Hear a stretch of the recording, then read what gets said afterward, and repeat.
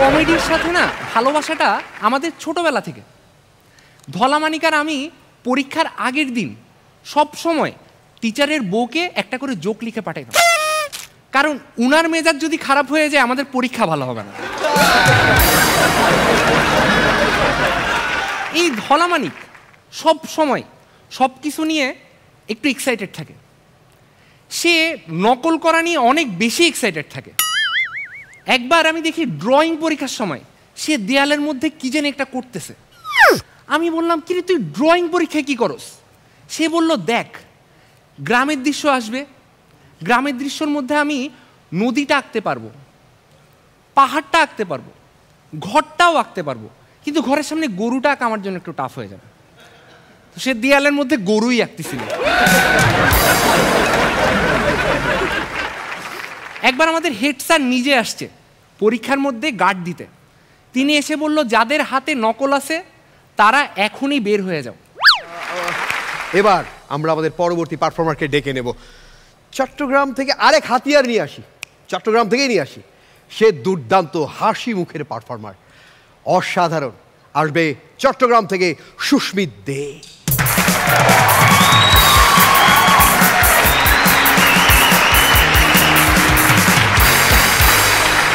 সবাই, আমার জীবনে একটা দুঃখ আছে। কি?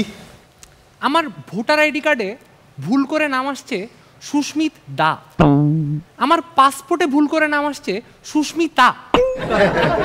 কিন্তু জীবনে কোনোদিন পরীক্ষার খাতায় 29 পাইলে সেটা ভুল করে রেজাল্ট শিটে 92 হয় না।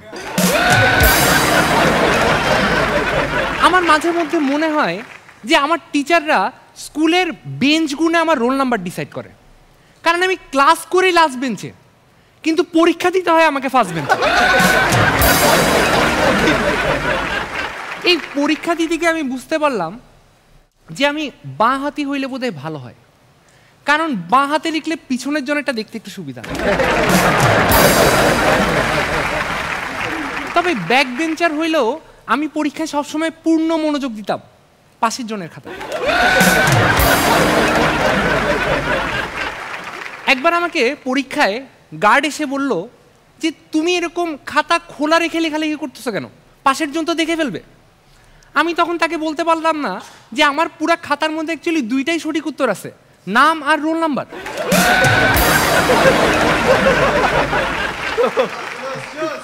আমি পরীক্ষা শেষ হলেই সবসময় বলি আমার পরীক্ষা শেষ হয়েছে।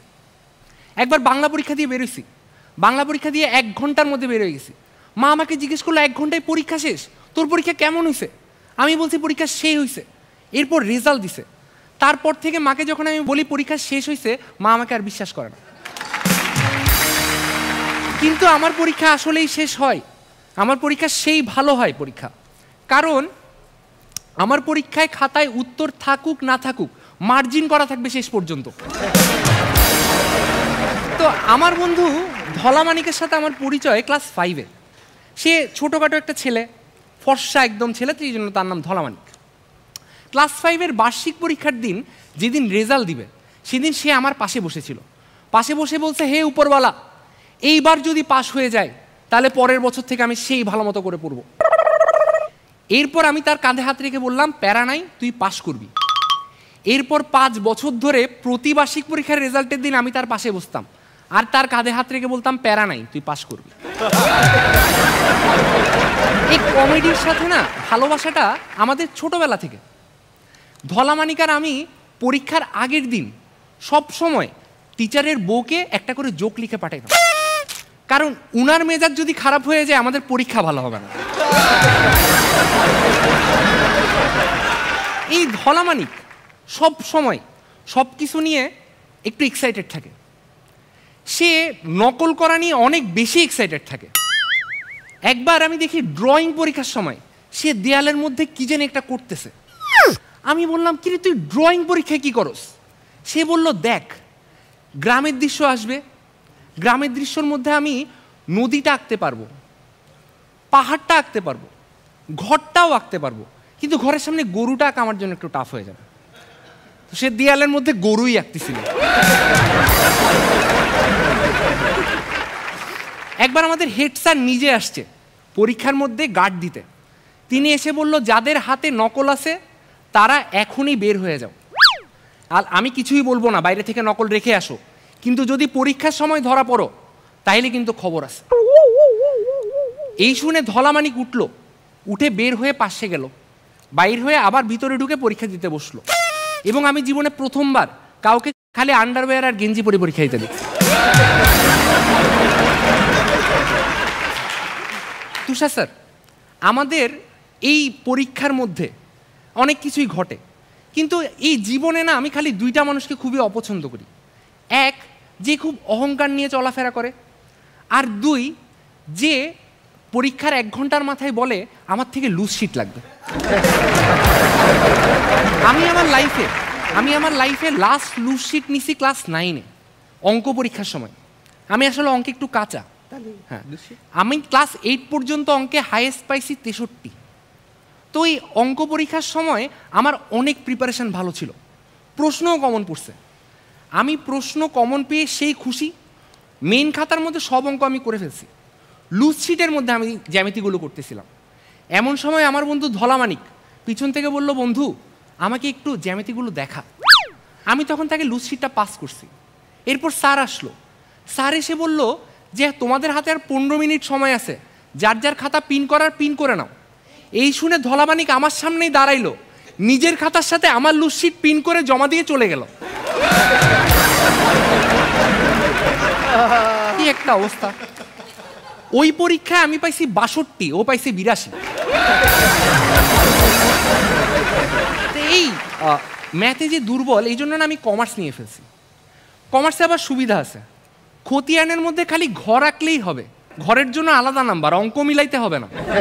তো ধলামানিক অ্যাকাউন্টিং পরীক্ষায় পাইছে 32। স্যারের কাছে দৌড়াই গেছে, স্যার আমি তো খতিয়ানের ঘর আঁকছি, ঘরের জন্য একটা নাম্বার দেন, পাস করে যাব। স্যার তখন তাকে বলল যে ধর তুই একটা 4 তলা বিল্ডিং বানাইছিস, পুরো বিল্ডিংয়ে কেউ থাকে না, তাহলে কি তুই ভাড়া পাবি? তো ওই যে বললাম যে আমার বন্ধু ধলামানিক নকলের অনেক পক্ষে, কিন্তু আমি ছোটবেলা থেকে নকলের বিপক্ষে। কিন্তু ক্লাস আগাইছে, পরীক্ষা একটু কঠিন হয়েছে, শেষ পর্যন্ত না পারতে আমি আমার বন্ধু ধলামানিককে বলেই ফেললাম যে দোস্ত, সমাজবিজ্ঞানে তো নকল করাই লাগবে। সে আমাকে নিয়ে গেল বাথরুমে গিয়ে দেখি আমাদের স্কুলের ইতিহাসের 50 বছরে যত পরীক্ষা হয়েছে সব পরীক্ষার প্রশ্নের উত্তর বাথরুমে দেয়ালে লেখা আছে। আমার বন্ধু ধলামানিক বলল যে ওই যে উপরে একটা সাদা জায়গা আছে, ওখানে আমরা নকল লিখবো, নকলটা দেখে আমরা খাতায় লিখে ফেলব। আমি ওকে বললাম, তুই কি নিজের সাইজ দেখছস? তুই ওখানে কেমনে লিখবি? সে বলল, আমি লিখবো না, তুই লিখবি। আমি বললাম, কেমনে? বলল, দাঁড়া। এই বলে সে কমোডের উপর দাঁড়াইছে। তারপর বললো, আমার কাঁধে ওঠ। আমি ওর কাঁধে উঠছি, কাঁধে উঠে দেয়ালের মধ্যে নকল লিখতেছি। নকল লিখতে লিখতে এক পর্যায়ে ধলামানিক বলল, বন্ধু আমার থেকে হিসু আসছে, আমি হিসু করতেছি, তুই তোর মতো নকল লিখ, নিচে তাকাইস। আমি আমার মতো নকল লিখতেছি, লিখতে লিখতে এক পর্যায়ে বললাম, বন্ধু আমার তো লেখা শেষ, আমারে নামা। এই বলে ভুল আমি নিচে তাকাই ফেলছি। ওই দিন থেকে আজকে পর্যন্ত আমরা তাকে কালামানিক বলে ডাকি।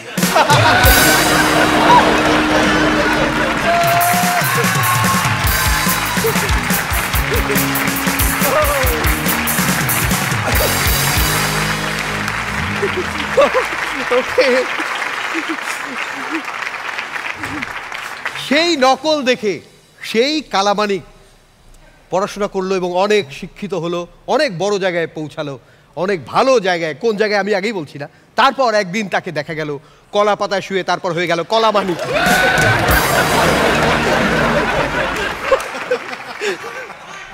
দুর্দান্ত ছিল। শুরুতে তুষার খান, আমাদেরকে ছোটবেলায় তুমি নিয়ে চলে গেছো স্কুলের অনেক কিছুই আছে যেগুলো আমরা বলতে পারি না, কিন্তু তার মধ্যে অনেক কিছু তুমি বলে দিয়েছো। অনেক ভালো ছিল সুস্মি, অনেক ভালো ছিল। ওকে, শবনম পারিয়া। সুস্মিত ভালো ছিল, খুবই ভালো লেগেছে আমার, খুব স্মুথ, আর ওর হাসিটা তো আমার খুব পছন্দ, ও সবসময় হাসি দিয়ে বলে, খুব ভালো লাগে আমার। Good job.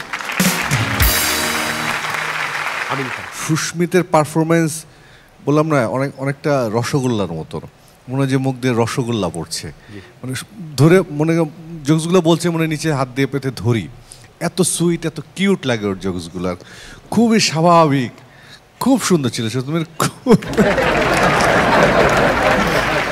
হ্যাঁ